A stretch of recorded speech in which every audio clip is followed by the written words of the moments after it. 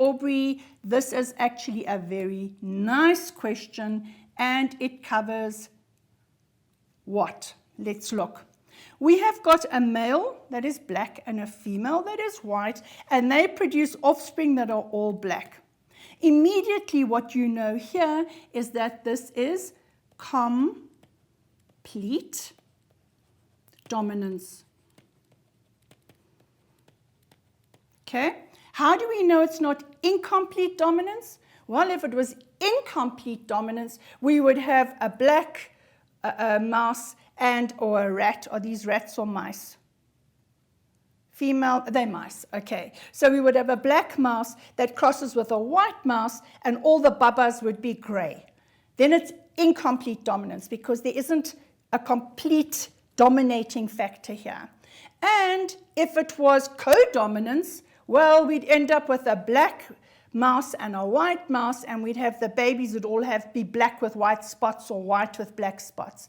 Okay, that means they are co-dominant. Blood, remember, is a perfect example of co-dominance. You've got blood group A, you've got blood group B, and then you've got blood group AB. All right, so co-dominance. Animals, plants, you would have red and white will give you pink. There you go. All right, so this is an example of complete dominance. So if we say B, and a capital B and lowercase b are for your characteristics, then we say that capital B will be for black, the trait of fur color being black, and lowercase b would be for fur color white.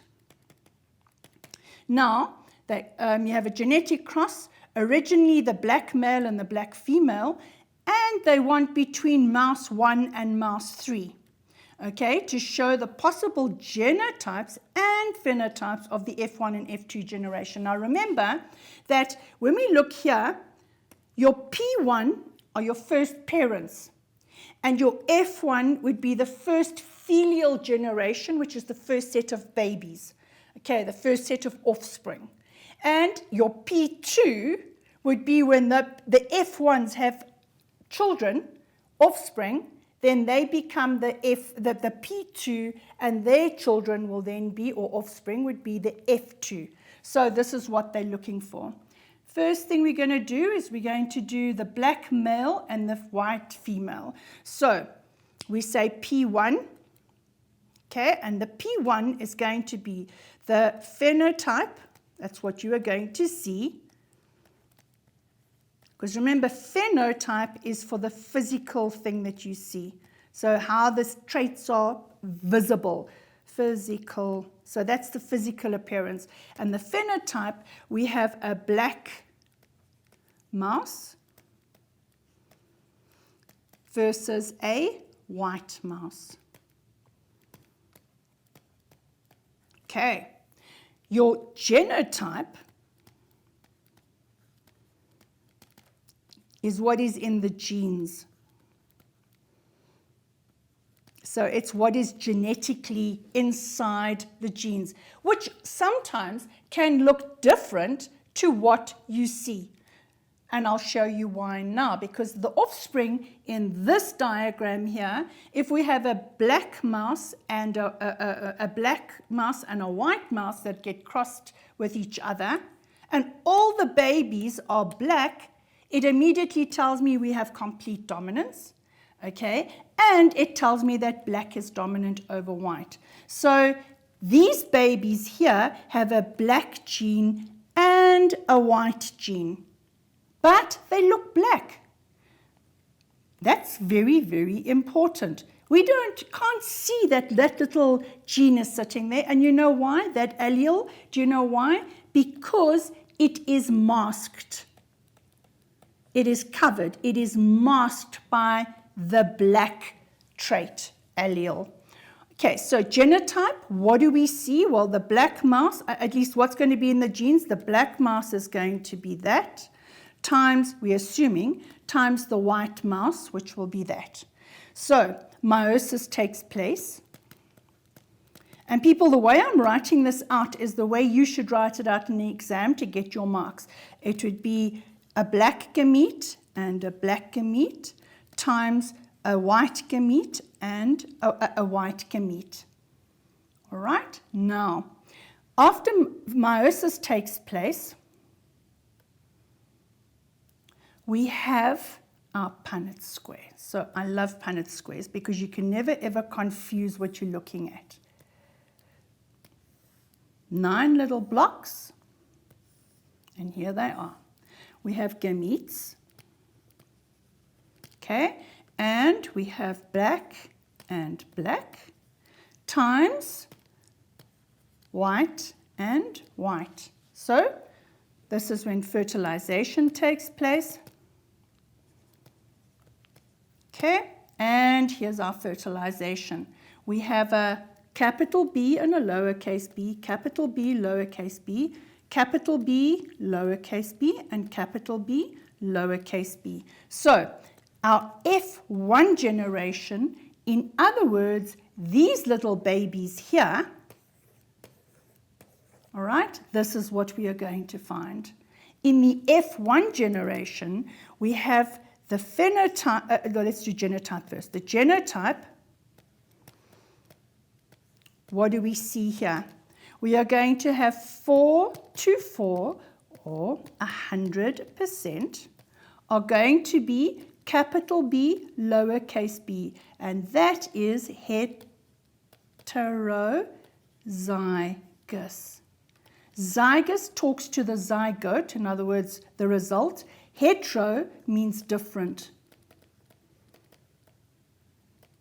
Okay, it's different. So heterozygous, and if we look at the phenotype, because that's what the question asks us, the genotype and phenotype of F1 and F2, the phenotype, what are you going to see? You are going to see 100%, or 4 out of 4, are going to be black. Okay, now, they say that we're now going to have 2 and 3. Was it 2 and 3? 1 and 3. Doesn't matter. So mouse number 1 and mouse number 3 are going to have offspring. Doesn't matter whether it was 1, 2, 3, or 4. Here we go. So now our P1, our P2 is going to be little mice with that genotype. So for P2, we have our phenotype is going to be a black mouse times a black mouse, because that's what you see. Okay, the genotype, we now know, is going to be there. So it's going to be a capital B, lowercase b, times a capital B, lowercase b. Meiosis takes place. And what do we have? These are our gametes. Times. Okay. And we have our Punnett square.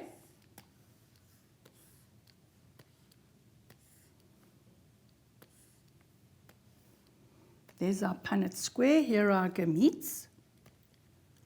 And capital B, lowercase b, capital B, lowercase b. So heterozygous.